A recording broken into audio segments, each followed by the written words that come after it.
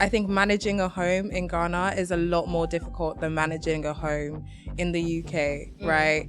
Because when I moved to Ghana, I realized what do you mean we don't have water? And it's my responsibility to call the water tanker.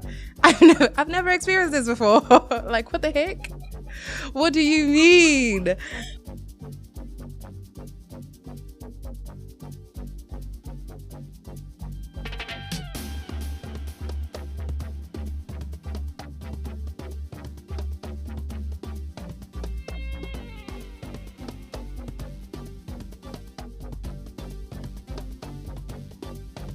Hello, hello, hello. Welcome to Sankasa episode 2. She's bilingual. Yeah, I know, I am bilingual. I try. I'm doing Duolingo for French. I'm on my 52-day mark. But I am your host, Rowena Jifa. Call me what you want. Yeah. And I am your co-host, Tanika Sam. Also call me what you want. Or whatever. And welcome to Sankasa. Whoa, the crowd goes wild. Just a little bit about us. So Sankasa was created to be your big sis, your friend, your nice little helper. What is she? Nice little helper is crazy. Your auntie. Yeah, why not? We're getting there. Your who? Huh? I think we you say healer. Hater. Oh, girl, we're not healing anybody, but I think we be hating something sometimes. Else that I will not What say. did you say? What did you think I said? Okay. Behind the scenes, we'll say that. We'll save that. Okay. For the Patreon that we don't have. Yeah. Okay. But yeah, we're here to chat it up, talk about some stuff about living in Ghana, surviving in Ghana. Mm-hmm. What else do we talk about? We're gonna talk about the difference between living on your own or on your ones, and then living with your family. Okay. So, okay. Yeah. Let's get into it. It'll be interesting. I think so. Yeah. I mean, I've lived on my own since I was 16. Oh. Girl, no, not 16. Oh, sorry, my mom did. Since I was 18. Since I moved out from uni, I haven't really lived with my parents for maybe 2 or 3 months, but I haven't lived with my parents again. So I feel like... Damn, that's almost 10 years. Yeah, almost 10 years living on my own. It's a lot. Wow. I am loved, by the way. I do have... She does have a family. I do have a family, but I've just, I feel like after uni, because in uni I didn't really live... I lived in halls for 1 year, and then for the rest of the time, I rented apartments or lived with my friend. Mm-hmm. And then after that, I just found it really hard to live back at home. Yeah. Yeah. Very fair. Very real. And then the second stage was after living with friends, and I lived on my own in my third year, then I really struggled to live with roommates, Yeah. That's a very privileged position, but yeah. But it's real. But it's real. That's where I'm at. Mm-hmm. Yeah. What about you? It's interesting. I was in boarding school for 6 years. Okay. So that's a long time. Yeah. When did I get to boarding school? I think I was either 11 or 12, something like that. So 6 years in boarding school, and then left to the US for 5 years. So I was on my own, did roommates for the first 2 years, and then the next 3 years was what? Yeah, me on my own. And then I felt that same thing. Once you're on your own, you kind of can't go back to roommates. But again, like you said, it is a privileged position, because when I came back, I was right back in the family house because Hey, why would you rent? I don't got on my own money. Yeah, and also, why would you rent? I feel like if you could live at home, I would milk it. Milk it. Why would you go spend money on somebody else's house when you can live in your parents' house? The only reason why I was renting when I was in the UK was my mum lives in quite a remote area. So I would spend so much money on travel. Yeah. And I was just no, I'm trying to be where the club's at. I'm trying to be where things are happening. We're young, we're wild. I'm not trying to be in the countryside, with the horses and cows. That is my vibe though. I'm not gonna lie. I love the little countryside. I'm not a city girl, which is so funny because I was born a city girl, but I am not a city girl. I love the country. I want to go yeehaw and be on a cow and graze in the field and frolic. Oh, girl. I love to frolic. Ah, you do? Are you a frolicker? I am a frolicker. You know, I feel like I'm a city girl part-time, a country girl part-time. She's remote working. You know, and like together it makes a full-time gig. You know? Remote.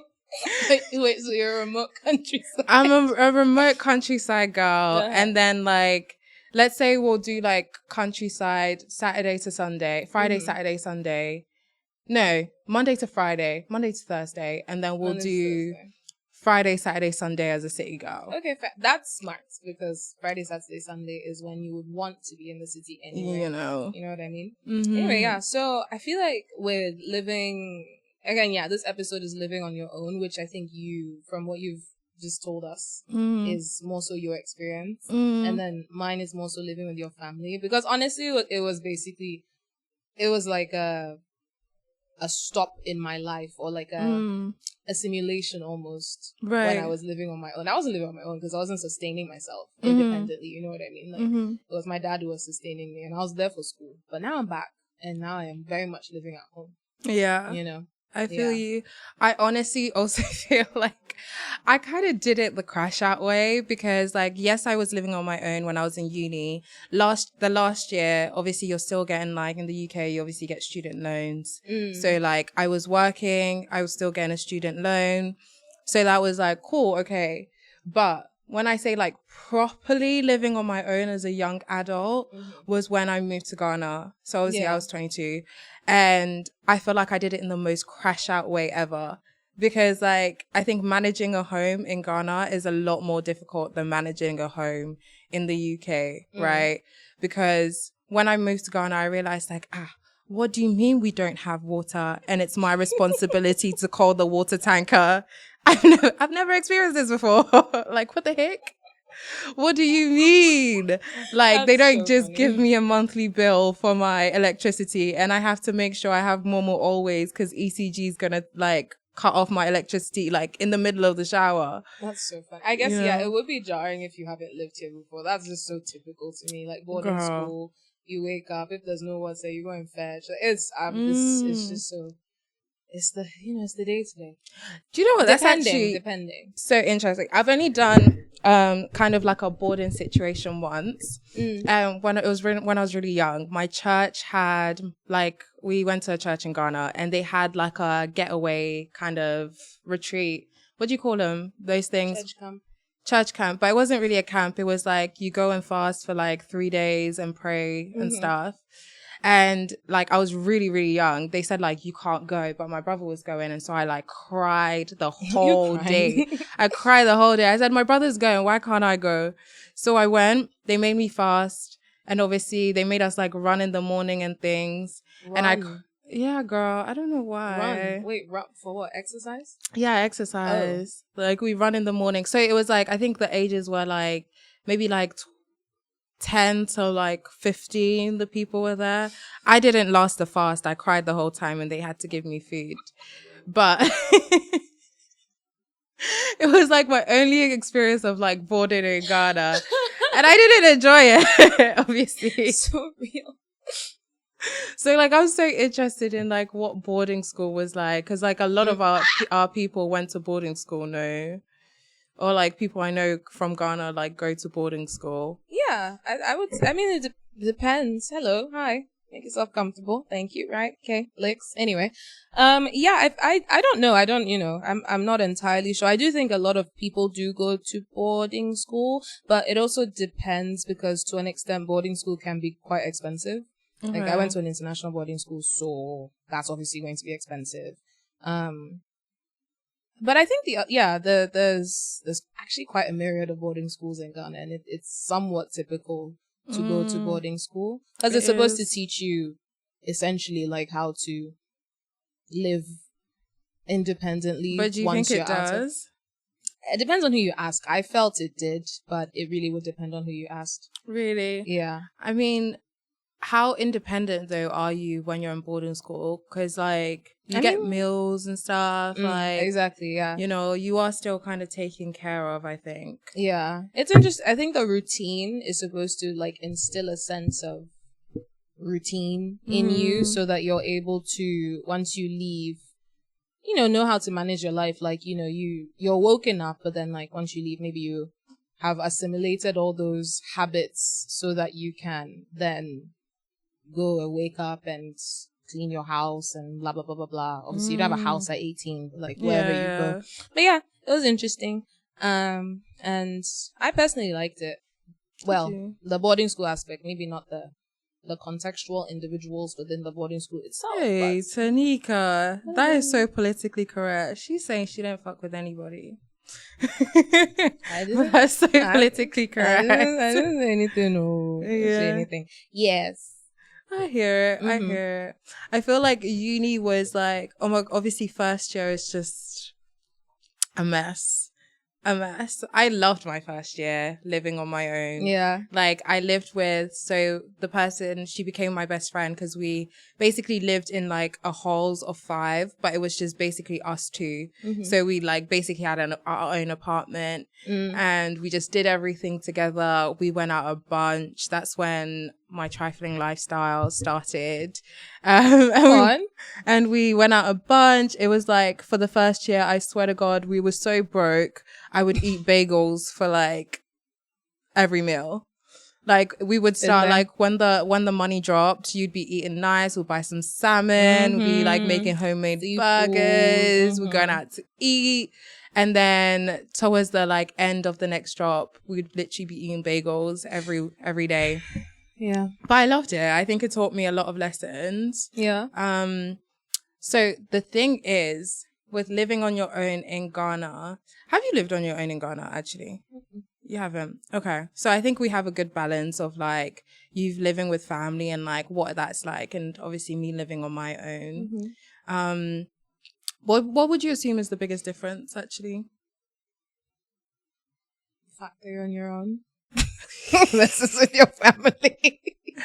I mean, like, in terms of, like, let's say freedom or, like, stress or, like, okay, so, like, what's the I mean, I'm not sure. I'm not sure because, again, it really depends, you know what I mean? Like, some people's families are very free or, like, being in and out of the house is not a big deal. Mm-hmm. I guess maybe let's say, I think the biggest thing most people might point to is maybe the freedom. Okay. Maybe some people would also point to like the economic advantage more so living with your family because that is more economically advantageous. And then what else? I don't know. Being able to wear a shower outfit straight from your door. Fair. Yeah. Fair. Big one. That's a big one. That's a big one. Do you know how many people I know that do like costume changes? Oh, that's so sad. I mean, you have to do what you have to do. Right? You do have to do what you have to do. Yeah. You really do have to do what you have to do. That's so funny. That's so sad. Oh, guys. Really? Oh, I'm so sorry. I know sometimes like the people at the security like will look at me like coming out of my house and some of the outfits I'm wearing, and I know they judge me down. They're like, this girl, where's she going at like so late at night wearing this outfit? What does she do on the side? Yeah. Like, don't shame me, please. I don't know what it is. I don't really, well, I think I'm lucky because I don't have that issue. Thankfully. I don't know. Also, yeah, pretty chill household, to be honest. It's more so just like, do what you have to do, get what you have to get done, and then you're more or less free. You know what I mean? Like, it's fine. So, okay, I think there's like a little, so my, I don't want to put them on blast, like my cousins, when I first moved to Ghana, I stayed with my auntie for a month, right? Mm-hmm. Now, obviously, I was used to like my freedom, going out. I'd come to Ghana like obviously a few times before and like gone out, done what I need to do. I feel like, my cousins also lived like quite a different life in terms of, they don't really go out like that. They don't go out too tough. Like I don't think it's something that's encouraged by my auntie, right? Like if they did, cool, she's fine. But it's not a thing of like, you know what, go out, get out there kind of thing. Yeah. And like, I try to like take them out as if I can. And I didn't know if like that's a common thing or not, because I don't think like having like your parents will be like, oh, go out clubbing kind of thing. Yeah. Is that common? To be encouraged to go out? Or like what you were saying, like the auntie just like not wanting them to go out. Yeah. Yeah, I think that's more common. Again, I think I come from a slightly less like my dad is strict. Your dad is also a lover of outsideness. Yeah, like I think my dad he understands that you can't keep people at home. Like that doesn't make any sense. Like what are you sheltering them from? You have to go out and see the world. Right. And so if you don't go out and see the world and you're always at home and you're not making any connections or networking, especially in this very corner country, like you're more or less missing out. And so, everything within reason. It's not like at 18, I was running out the door at 3. I'm like, bye pops, like hell no. And it's also kind of a dance. Like you have to push boundaries continually until like then they're eventually used to you just being outside. Because I remember when I started going out, which was 18, literally probably the summer before I left to the US, so after graduation that same year, I was going out a little bit, and I mean it was even shocking to me. I was like, oh my god, guys, we're here and it's 1 a.m. What the fuck? Like, what are we doing? But yeah, he would call me when we're out, and then he would be like, oh, where are you?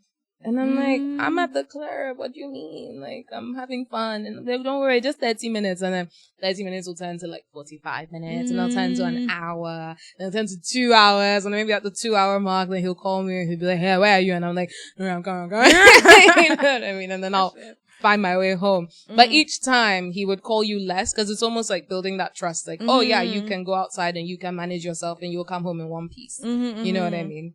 Exactly. I think that's the tea with strict parents, Yeah.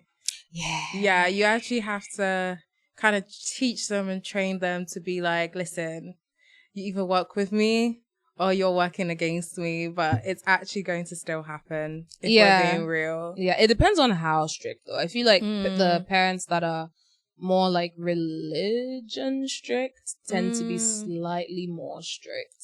Yeah. You know what I mean? Yeah. Rather than like protective strict. Yeah, or just like gauging how well like you manage yourself strict. Like I put boundaries, but let's see whether you can create a new thing for yourself. You know what I mean? That is so true. I think by the time I got to uni, obviously I think that's one thing. I think working, I had a job, I could drive myself, I could go anywhere I wanted. So at that point, my mom was like, sometimes I wouldn't see her for like 2 or 3 days where she was like working and like our schedules just wouldn't match. So like by the time I got to uni, like she didn't really mind that it wasn't a worry for her kind of thing. I think she was more worried when I moved to Ghana and I was like adulting by myself. She would call me every day. I said, Auntie, when I was in the same country as you didn't care. But she would call me every day because I think she realized like she was maybe hesitant or skeptical whether I could manage that on my own, and I don't know for what living reason by why. yourself. Yeah. Oh, where were you living at the time? So my first apartment was in Spintex. Oh, okay. So do you know where Coca-Cola Roundabout is? There's a building right next to it, Spintex Plaza. There's like a huge building right next to Coca-Cola Roundabout. If you've behind it? No, like right. So this is Coca-Cola Roundabout. Right next to it, there's a huge building. It looks like it's it looks like a shops or something, or like an office building. I've probably just never noticed it. Okay, fair. But it's actually apartments. And I met a lot of people who were living there. Okay. For some reason, it was a place where like a lot of diasporans used to live. Is that a word, diasporans or diaspora? Whichever. Okay. We made it up. A lot of people used to live, and that's why I met like the first kind of people I met that were like kind of doing the same or going the same journey as me. And that was my first apartment, and it was so like, it was a good starter, I think, except for the Spintex traffic. That's why I left. Like, that was actually crazy. Our traffic is so nostalgic. Girl. Not to be in it, to think about it. Yeah. Not to be in it. I never went back. That Spintex traffic is almost a time-honored tradition in this country. Yeah. To be honest with you.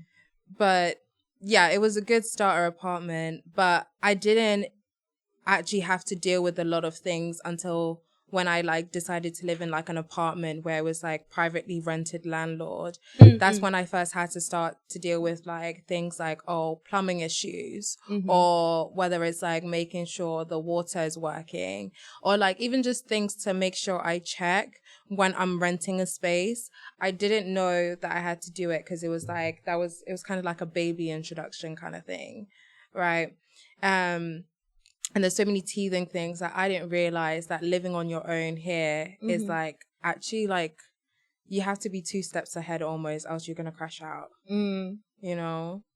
I mean, you manage your home, so it's kind of like the same-ish, right? Yeah, I'm so used to, obviously you live and you learn, you know?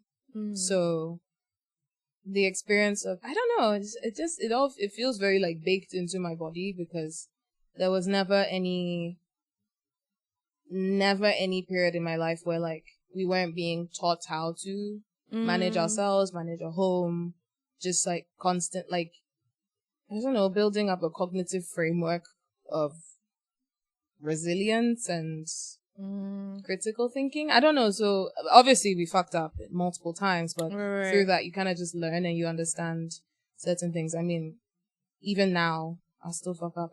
There's some things I don't know. I actually don't know. I don't know. I'm not too conversant on what's going on with like the poly tanks sometimes. It's only when there's no water then I'm like, wait, we actually use those things, and I have to probably be checking them every once in a while because there's problems with Ghana water these days. So, you know, but I don't know, I kind of just take it all in my stride. I got that experience of learning a bit more independently, like abroad. And so it was an interesting journey, but I don't know, I feel empowered when I go through things like that, so I'm not too it's just funny to me. I don't know, I'm just like, oh my god, yo, taxes, that's crazy. Whoa, they don't teach you that. I wish I had your sense of humor, because I feel like my biggest crash outs were like to do with living on my own. It's valid. My biggest, like, okay, I'm going to tell this story, and I hope he's listening, because, like, he still vexes me to this day. My first apartment that I used to live in was in Chado. Chado is known for having water issues, right? So this landlord I had, he would feel like we only had poly tanks. Bless you. Thank you. He only had poly tanks, and he would send me the water bill. So mind you, it's like 3 apartments. I live at the bottom. It was me and my old roommate at the time. And then it was just me. And he's living with his family of 4 at the top one. And there's like no one in the middle. At the end of the month, he would send me the water bill, and he'd be expecting me to pay the water bill for the whole building. Oh. Right. So him and his family and my water bill. Yeah. So obviously I clocked on, and I was just like, yo, like, it's not seeming right. Once I told him that, he said to me, you cannot use my water anymore. You cannot use Ghana water anymore. So every time my water would finish, he would expect me to use the water tanker. You know, the water tanker is like, let's say 4 times as much as using Ghana water. Yeah. Because it's like, what? At the time. Wait, he made you like have to call them and fill your own poly tank? Yeah. That's crazy. Right? And at the time, Chado was really going through some water problems. So I think they would only switch on Ghana water like every Wednesday or something. Right. So like when I knew he was asleep, I'd go and switch it on and fill my tank. Right. I'd go do what I need to do, because I mean, what do you mean? And there were times where like he would obviously fill his tank and he would not fill mine. And the first time I literally went into like a mini depression or like a deep sadness, because I went like 3 or 4 days without having water in my house. And like, I'd never experienced that before. Like, you don't know, I think you don't really value how much of a luxury it is and how much of an ease it is to have water in your house until like the first time it happened. Now, if it happens, I'm like, I'll call a friend and be like, Charlie, I'm coming to shower at yours. It's fine. But at the time, I crashed out seriously because I was like, what the heck is this? I'd never experienced that. I didn't even have the foresight to have like multiple tanker numbers on my phone to be like, oh, if this person hasn't got water, or even to call them at like 8 a.m. So like I'm the first one to get it kind of thing. It was my first crash out. And it was like a major crash out. I was so angry. I was angry and sweaty and dirty and smelly. Oh, we've all been there. Don't worry. I was going through it, but it was definitely something that taught me like growing pains. Yeah. And now I'm like, okay, we're good. Yeah, it takes a second, I think. And of course, like at the end of the day, the desire, Ghana government, is to not have to deal with these things, especially based on the amount of taxes that you steal from your people. Regardless of that, I think growing up here, you know, you become used to what the status quo is. And so, you know, that experience of there not being, I mean, even before I went to boarding school, we had that experience of there not being water. So it was such an, I don't remember the first time in my life that there wasn't water in the house because I was probably like 5. You know what I mean? So I just grew up used to it. Obviously, I exist within a more privileged spectrum. And so it is far less frequent, and I would say in the past God knows how many years of my life, it's not something I've experienced with any sort of frequency at my home. It happens from time to time, but it's usually very rare, or like there's an actual problem with the poly tank. So I don't know, like boarding school, it was like, Charlie, it was, I don't know, it's things that now we all just are like, do you remember when you would have to wake up at 3 a.m. because you heard, like you are so tuned into what is going on with the water because you don't want to ever have to, we would have to go and fetch water from the field, from the football field. And personally, and I say this because I'm so proud of myself for this, I never ever had to go and fetch water from the field. Because what does that mean? Was that like a bad thing, or? So there wouldn't be water. So there wouldn't be water flowing through the poly tank. Right. And so there's no water flowing through the tap. And so you'd take your buckets and you would usually the poly tank downstairs. So if you're in Cecilia, you're upstairs, you have to go all the way downstairs next to the laundry room. There was a way bigger poly tank that would have water in it, and then you would go and fetch from there. There were certain times, this was more rare, but it would happen, where you would go to the poly tank, you would fetch, like, there would be no water in the poly tank. Either it's finished, whoever woke up at 4 a.m. managed to finish all the water or whatever. And then there were a few little tricks that you could do. Like, you could go to the kitchen. A lot of people didn't know you could go to the kitchen and go and get water from the kitchen because they had their own poly tank because, of course, they're cooking all the food for the school. So they had their own poly tank. Then a lot of people rather would go, hey, the field is probably like, I might be exaggerating. I'm trying to gauge because TIS was long. Like, it was a lengthy school. So something close to a mile. No way. Yeah, so there and back would be long. 2 miles. Would be funny. I hope it's a mile. I hope I'm not exaggerating that because you, especially like from the girls' hostel. The girls' hostel was the end of the school, and the field was on the other end of the school. So you would have to go and come back. So obviously going is easy, but coming back with a full bucket of water, that's long. Trying not to spill that. Imagine you're 12 years old. Oh, that's so funny.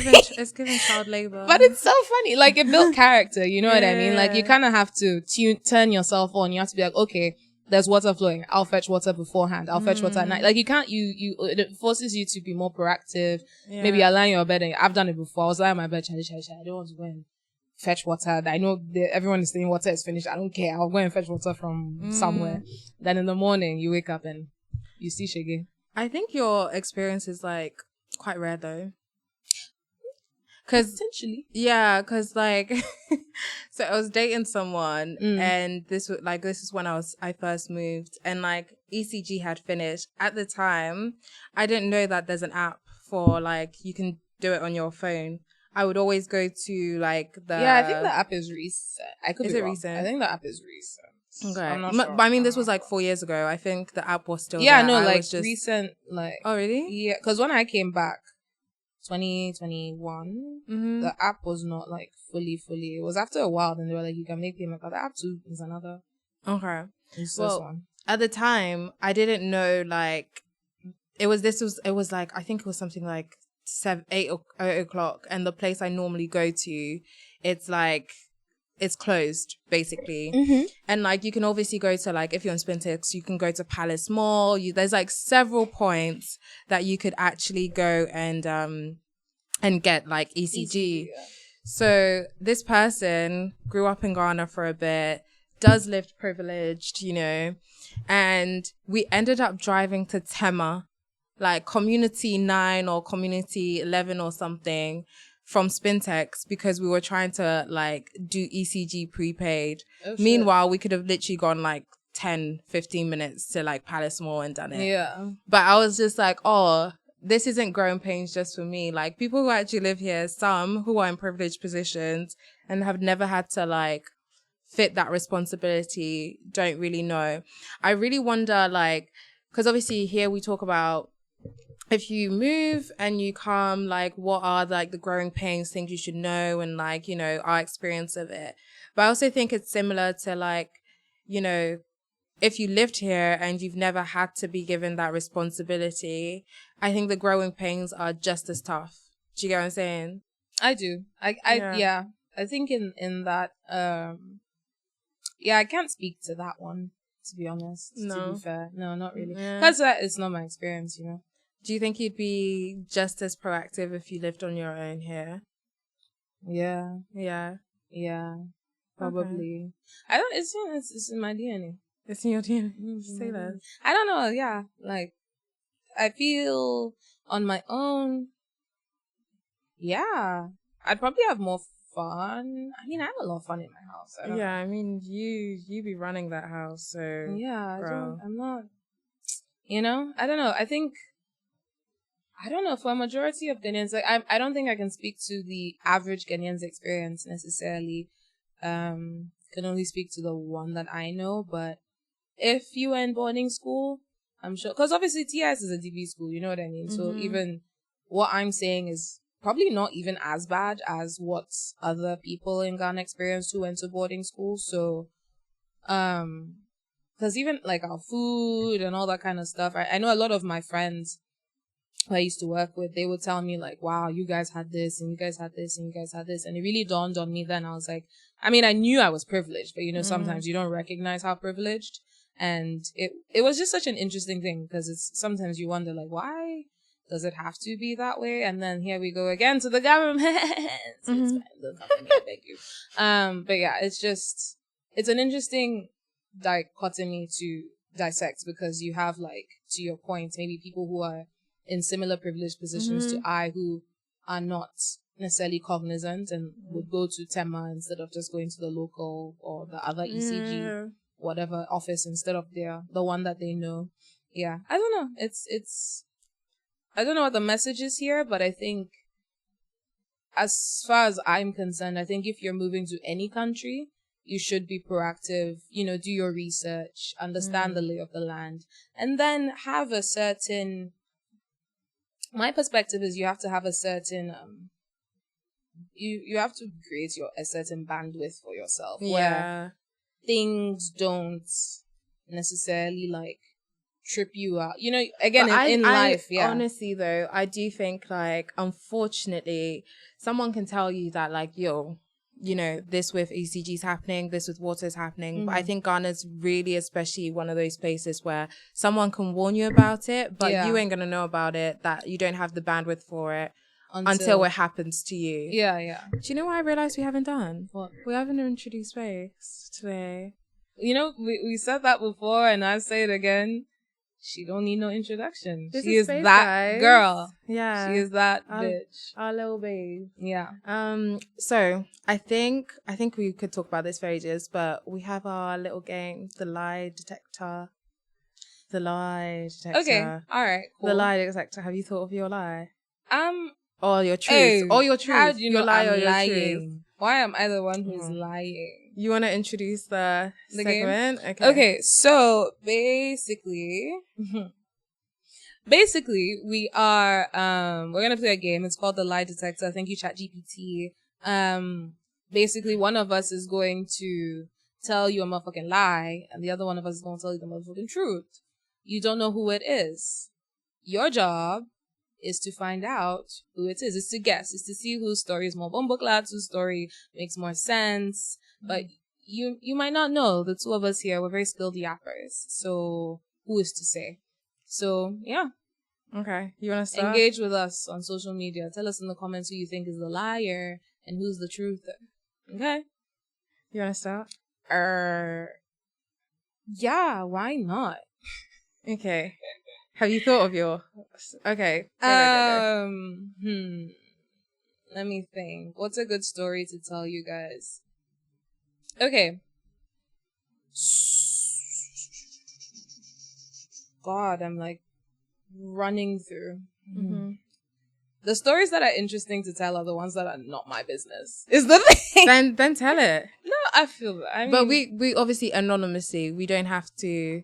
But the one like the person will know. The people will know. The people will know. Okay. Oh God. Once upon a time in a land far away, there lived a girl. It's only a second. Okay, go on. There lived a girl called Tanika. Tanika was in her studio apartment one day.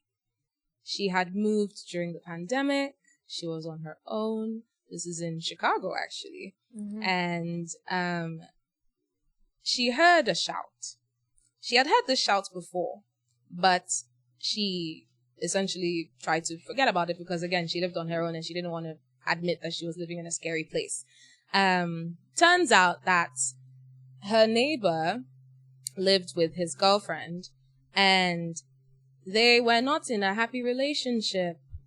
And so I don't know what was going on, whether they were trying to deliver themselves from their own evil, but around 1, 2, 3 a.m., Tanika would be woken up by the most horrendous, devilish music that you have ever heard in your life. Think Carmina Burana or Fortuna, but like only in dissonant chords. Like it was scary to wake up to. And so after the third night in a row of this, and also hearing them scream, shout, threaten to jump out the window, things of that nature, she knocked on their door because for her, it was only one thing. They were disturbing her sleep.